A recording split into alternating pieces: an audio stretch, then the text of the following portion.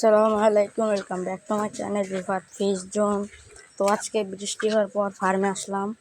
তো কয়েকদিন অতিরিক্ত নিম্নচাপ হইতেছে, তো আমার ট্যাঙ্ক দুইটা ওভারফ্লো হয়েছে। আপনাদের দেখাই, আজকে আমার 8 টিপির ট্যাঙ্কটা ওভারফ্লো হয়ে গেছে। দেখছেন একবারে পানি পড়ে গেছে। ভাগ্য ভালো আমার মাছ পড়ি নাই, আমার মাছ আছে।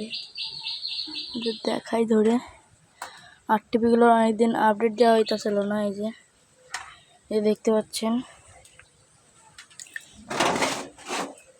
তো লিফট ট্যাঙ্কে ওভারফ্লো হয়ে গেছে।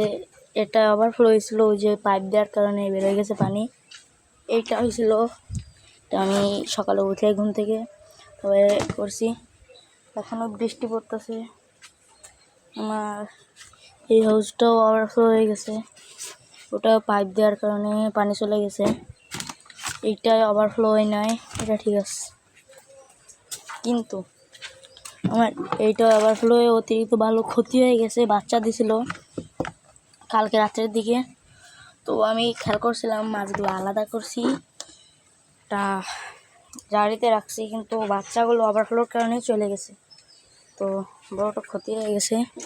এখন আমার এই মাছটা আর ওভারফ্লো হয় নাই, এটা সুস্থ আছে। তো এই আর ভিডিও আমার এখানে এই মাছের বাচ্চা এগুলো ওভারফ্লো হয়ে গেছে, মোটামুটি সুস্থ আছে মাছ।